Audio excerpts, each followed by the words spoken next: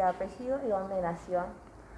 Bueno, mi nombre es Juan Toribio Jiménez, nací en la ciudad de Metán, Salta, o sea, salteño por nacimiento y jujeño por adopción, 2 del 6 del 54. ¿Cuántos años tenía durante la última dictadura Bueno, militar? cuando yo fui detenido tenía 20 años. En realidad también me detienen antes del golpe de Estado. Yo soy militante de la Juventud Peronista y fui detenido en mayo del 75. En una ruta, yo estaba trabajando, haciendo trabajo de carpintería en la localidad de Arroyo Colorado, porque ahí hubo una inundación, se hizo un plan de vivienda. Bueno, yo estaba haciendo trabajo de carpintería y había perdido el colectivo para volverme a San Pedro y estaba en la ruta esperando que alguien me trajera y bueno, apareció un grupo de policías ahí, me llevó hasta la comisaría de Santa Clara y ahí me hicieron pasar una celda, no me explicaron por qué ni nada, me quitaron los cordones de la zapatilla, el cinto, todas las cosas que podían ser algún elemento para que... Y bueno, estuvimos hasta la noche, después de ahí, porque estaba con otro muchacho que era mi ayudante, que se llamaba Oscar Nasser, él era ayudante mío, trabajaba conmigo, y nos tuvieron ahí hasta las 12 de la noche. Después de las 12 de la noche nos llevaron a la central de policía de San Salvador de Jujuy, fuimos trasladados en 2 camionetas, un hecho medio complicado, medio dudoso, pero bueno, llegamos a la central de policía y ahí permanecí algunos días incomunicado, pegado contra la pared.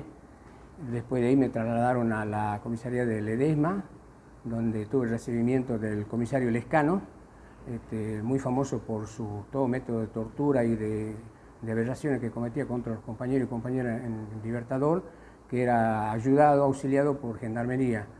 Bueno, ahí recibí la peor paliza de mi vida, a patada, trompada, cachetazo, tuve 2 días inconsciente. Como digo, el tipo era secundado por gendarme. En determinado momento en la golpiza me puso una pistola 45, me dijo que me pegara un tiro porque era mejor que me matara yo al sufrimiento que ellos me iban a causar. Después amenazó con ir a mi casa y sacarlo de mis padres, matarlos, tirarlos a la ruta, porque ellos tenían carta blanca para hacerlo, ¿me entendés? Bueno, ahí permanecí, la verdad que no recuerdo cuántos días, yo sé que estuve como 2 días inconsciente, tirado en un calabozo. Después me enteré que había otros compañeros y compañeras que estaban ahí también en la misma comisaría de Ledesma, como era el compañero Gallardo, Pancho Gallardo, Mercedes Salazar, que también estaban ahí.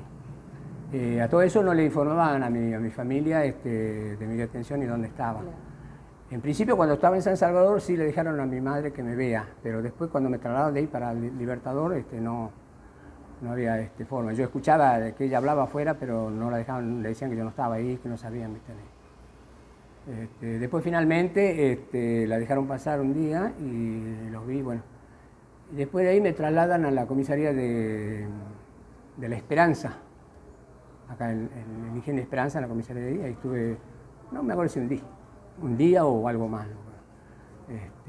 Y después de ahí me traen acá a la seccional novena de acá de San Pedro Jujuy, donde permanecí también algunos días ahí, para luego ser trasladado a la central de policía de San Salvador Jujuy y a la cárcel de Villa Gorriti, ¿entendés? Como destino final.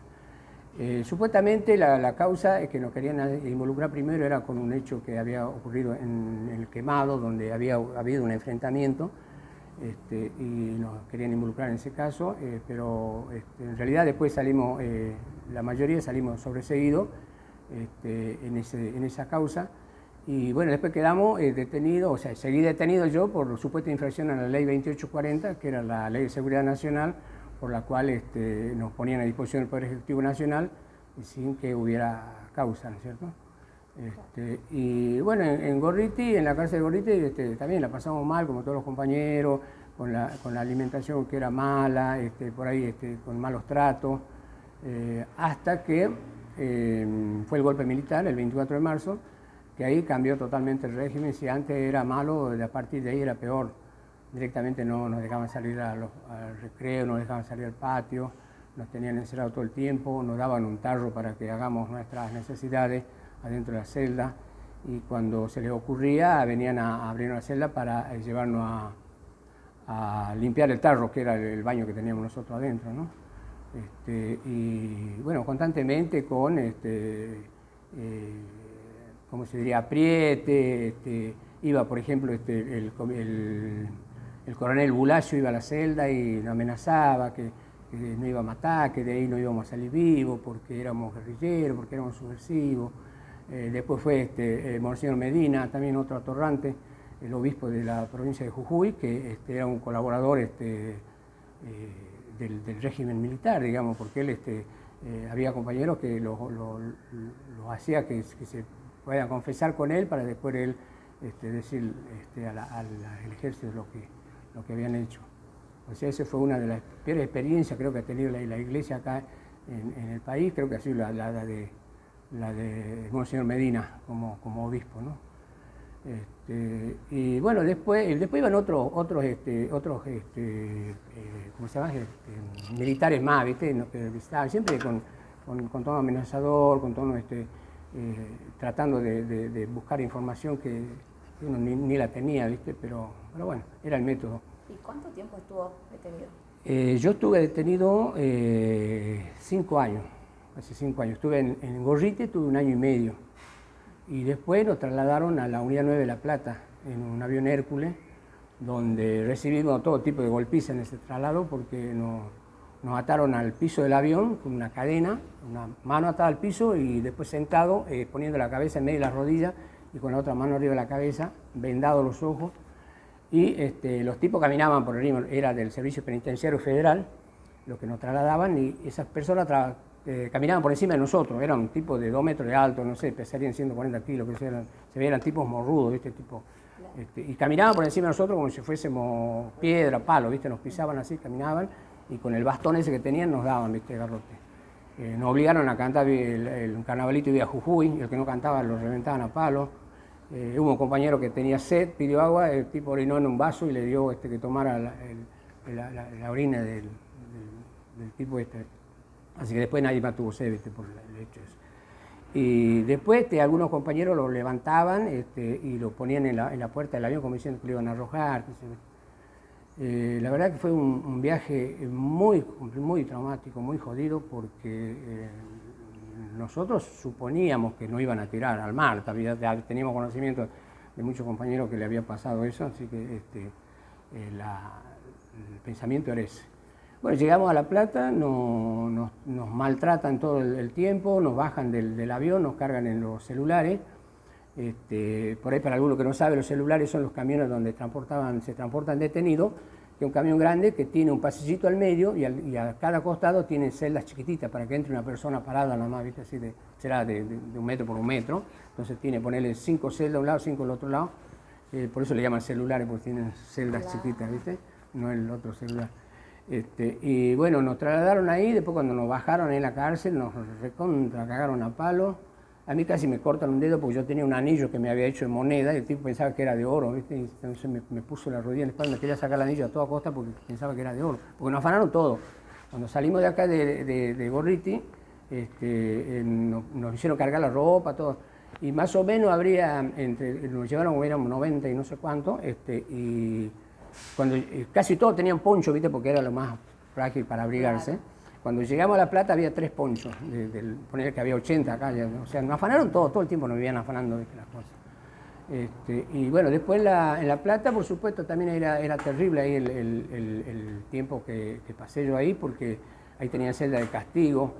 Por ejemplo, una noche me llevan a los chanchos, que le dicen, donde me meten bajo un chorro de agua, me desnudan, me meten bajo un chorro de agua, era en pleno invierno, agua fría, me tiran al piso, me golpean la planta de los pies hasta que ya no daba más los pies, después me mojan toda la ropa, que era ropa de lana, ¿viste? Ropa de invierno, y me llevan a una celda. La celda era todo cemento, la cama de cemento, no había nada para secarse, nada, todo cemento. Una pieza, serían 2x2, no sé cómo son las piezas, esa es la celda de castigo que le llaman ellos, donde lo único que podía hacer yo sentarme en ese hormigón y mover los pies y los brazos porque no podía caminar porque tenía toda la planta, los pies destrozados, los 2 pies, no podía caminar. Y después exprimir la ropa lo máximo que podía y ponérmela porque hacía un frío terrible. Estuve 4 días para que se me seque la ropa en el cuerpo, por ejemplo. ¿Cumplió los 5 años en La Plata? Claro, ahí estuve 3 años y medio, ahí se completaron los 5 años, digamos. ¿Y recuerda decir los últimos momentos antes de su liberación? Sí, más o menos, digamos, porque había ciertos síntomas que se presentaban en la cárcel, ciertos movimientos que daban la pauta de que te iban a liberar, ¿viste? Entonces, por ejemplo, te llamaban ahí a unas oficinas, te hacían preguntas, dónde vivía, con quién vivía, si tendrías que irte a tu casa, dónde viviría. Bueno, ese era un síntoma de que te libraban. Y bueno, yo ya ahí le escribí a mi vieja, le digo, mira, si podés mandarme plata, porque capaz que me liberan. Y bueno, efectivamente, más o menos pasaron 30 días y me liberaron. Y también en la salida tuve problemas porque no me querían devolver el dinero que me habían depositado, porque yo en el fragor de tirar todos los papeles que tenía había roto el recibo, ¿viste? Pero estaba entero, me di cuenta, lo guardé. Entonces, cuando yo presento el recibo en tesorería de la cárcel para que me devuelvan la plata, me dice que el recibo no servía. Bueno, me planteé, me dio toda una anécdota así media. Y después me vine habían salido con 7 compañeros más, que no los conocía ninguno, porque en La Plata éramos más de 2000 los que estábamos internados ahí, ¿viste? Y te cuento que La Plata de noche se sentía gritos, se sentían puertas, compañeros que sacaban, que no volvían más, o sea, era todo un desastre, había un grupo de guardiacárceles que eran terribles, ¿me entendés? Pero bueno, sobrevivimos algunos así. Te decía que cuando salimos con 7 compañeros más, que ellos cuando yo me demoré haciendo el lío para que me dieran la plata, ellos me esperaron, había tucumano, había de La Plata, y bueno, después nos vinimos hasta Buenos Aires, vine con 2 más, sin conocer, porque no conocía nada, aparte había cambiado la plata, todo era... Y ahí la urgencia mía era volverme a San Pedro, y ahí tomé lo primero que pude. Me fui a la casa estaba la Liga por los Derechos, a ver la Liga, ¿cómo se llamaba? Por los derechos humanos, claro. Me fui ahí me ayudaron con un poco más de plata para que yo pudiera llegar, me atendieron muy bien, esa gente siempre estuvo dispuesta, mi vieja me fue a visitar un par de veces a La Plata, las madres de Plaza Mayo y la abuela siempre han colaborado, han estado ahí para darle una mano, a trabajar con la gente que iba a visitarnos, ¿me entendés? Y bueno, después llegué acá a San Pedro, pero con libertad vigilada. Yo estaba acá en San Pedro y llegué, tenía que presentarme en la comisaría para informar de que estaba acá, donde iba a vivir, y después, día por medio, tenía que presentarme en la novena a firmar mi presenciabilidad acá en San Pedro. ¿Cómo fue volver? O sea, como toda la normalidad o fue un cambio todo? No, vos sabés que yo como que asumí todas las cosas, no sé bien, pero costaba, por supuesto, lo que más te costaba era el trato con la gente por ahí, ¿viste? Porque había mucha gente que me conocía de toda la vida y por ahí yo la encontraba en la calle y me veían y se iban para otro lado, ¿viste? Porque el temor, o sea, que el golpe militar tuvo tenía un objetivo que era sembrar el terror, ¿me entendés? El terror, por eso era el terror, por el terror mismo. Te hacían iniquidad. Es más, acá en San Pedro había mucha gente que ya habían hecho correr la bolilla, que ya a mí me habían matado, que ya no volvía más. Entonces, había gente que me veía y se sorprendía, ¿cómo si está muerto, está acá? ¿Me entendés? Claro. Todas esas cosas había. Y la gente que disparaba, porque te digo, el terror que ha sembrado la dictadura militar, que ha sido muy sangrienta, muy inhumana, que no tenían sensibilidad para nada, porque no le importaba, te estaban cagando a palos, vos estabas ensangrentado, estabas llorando, y lo seguían haciendo, ¿viste? Como pasó con muchas mujeres embarazadas que le abrían el vientre para que dé a luz el bebé, y el bebé lo sacaban para negociar, y la mujer se desangraba y se moría desangrada con la cesárea, así, ¿viste? No le importaba un carajo, han sido muy crueles, muy, totalmente inhumanos, ¿me entendés? Entonces, y el terror que ellos han sembrado, porque aparte eso se sabía, se conocía, y la gente tenía miedo, o sea, yo iba a todo preso, no querían hablar conmigo, porque tenían miedo que lo metan preso ellos también. Entonces eso costó un poco, ¿me entendés? Pero felizmente hemos trabajado mucho para volver no tanto reinsertarnos en la sociedad, sino que la sociedad nos acepte a nosotros, ¿viste? Claro. Porque la realidad era esa. O sea, nosotros no éramos marcianos, no éramos nada, éramos vecinos sanpedreños preocupados por los sanpedreños, o sea, tratábamos de manejarnos en algunas cuestiones sociales, tratando de reclamar, de pedir algunas reivindicaciones, porque por ejemplo nosotros cuando en la Vuelta de Perón, yo trabajé en el programa que se llama CREAR, que era la campaña de reactivación educativa de adultos para la reconstrucción, un programa que generó Perón. Entonces, muchos de la juventud peronista trabajamos en ese programa donde dábamos clases, se abrían centros de estudios, de formación en los barrios, ¿viste? Diferente. Había un vecino que te prestaba la casa y vos armabas ahí el centro para formar, para dar alfabetización, ¿me entendés? Que era lo básico porque el nivel de analfabetismo que había era terrible, ¿me entendés? Entonces trabajaba con los adultos y bueno, eso es lo que le molestaba, digamos, porque convengamos que el golpe militar tampoco ha nacido de de la nada, porque un tipo se enojó y quiso un golpe. Había una cuestión que estaba destinada a todos los países de América Latina. O sea, había un plan Cóndor que había sido claro, ¿cómo se diría? Preparado en los Estados Unidos, donde incluso habían ido policías y gente del ejército a prepararse en los Estados Unidos en academia, en escuelas especiales, para saber cómo reprimir, cómo torturar y todo ese tipo de cosas. O sea que esto fue algo que estaba perfectamente orquestado, perfectamente digitado. Organizado. ¿Y hoy día qué valor tiene para usted esto, ¿no? el visibilizar el reclamo por la memoria, la verdad y la justicia? No, es sumamente importante porque, a ver, los hechos que han ocurrido en la dictadura militar, con el golpe militar, esa situación no tiene que repetirse nunca más en Argentina. Entonces, la única forma de que nosotros podamos evitar de que eso no se repita es que se conozca la verdad, que se sepa. Todos los pasos previos que han sido también al régimen militar, que lo que por ahí está pasando hoy, vemos por ahí que la derecha, ultraderecha o el neoliberalismo está tomando posición, ya a veces no a través de las armas como lo ha hecho en la época de la dictadura, ¿me entienden?, en los golpes militares, sino ahora lo están haciendo a nivel político. Entonces todo eso nos preocupa y todo eso es la importancia que nosotros le damos a visibilizar lo que ha pasado, ¿me entiendes?, para que la gente, el común de la gente sepa de que el golpe militar un gobierno de facto es lo peor que le puede pasar a un país, ¿me entiendes? La democracia, con todos sus defectos que tiene, pero en toda comunidad organizada, en todo país, lo mejor que le puede pasar es vivir en democracia, con todos los defectos. Y esa es otra cosa que nosotros siempre recalcamos: la democracia volvió a la Argentina, estuvo en el país porque hay 30.000 desaparecidos, porque hay 500 niños que han sido sustraídos, porque hay miles de personas, de compañeros y compañeras que hemos estado presos, que hemos sido torturados, hemos sido perseguidos, que nos han sometido a las vejaciones más inhumanas que pueden haber. Todo eso costó la democracia. Y hoy tenemos funcionarios que están cumpliendo, beneficiándose de esa democracia, digamos, y que no tienen ni siquiera el mínimo de reconocimiento de los compañeros que hemos luchado y que muchos compañeros han perdido la vida para que retorne la democracia, ¿me entiendes? El laburo que hizo la madre de Plaza de Mayo, que hicieron las abuelas, los hijos, todo. Más allá de que después por ahí tengamos alguna diferencia entre nosotros, pero todo eso fue importante, y es importante la visibilización, y es importante que se haga el acto del 24 de marzo, recordando ese golpe, porque, como dije, es el más sangriento de la historia, y que tiene que conocerse, tiene que saberse, y es importante que en los colegios se trabaje con ese tema, que se lo visibilice, y nosotros que somos los sobrevivientes de esa situación, los que hemos podido sobrevivir a ese terrorismo, tenemos la obligación moral incluso de transmitirlo y hacerlo conocer al ciudadano común, a los estudiantes. Sobre todo nos interesa mucho la juventud, para que esto se pueda ir transmitiendo de generación en generación y que sea una parte de la historia que siempre se recuerde y se sepa lo que realmente ha ocurrido con la dictadura militar, ¿no? No olvidar. No olvidar. No olvidar, no, claro, eso es básico. Eso, no olvidar.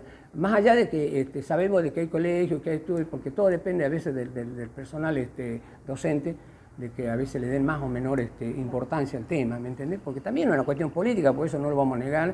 Hay conductas que se manejan políticamente, cuando es erróneo, a mi juicio, de que este tema de memoria, verdad y justicia se lo quiere manejar políticamente, porque es un hecho real que le ocurrió y que no ha afectado a todos los argentinos, más allá de la posición política, porque preso había de todo: había cura, había monaguillo, había abogado, había ingeniero, arquitecto, peones rurales, albañiles, carpinteros. Y acá, por ejemplo, en Jujuy, la injerencia que tuvo el ingenio Ledesma, donde ha prestado todo su apoyo logístico para la represión y ha dado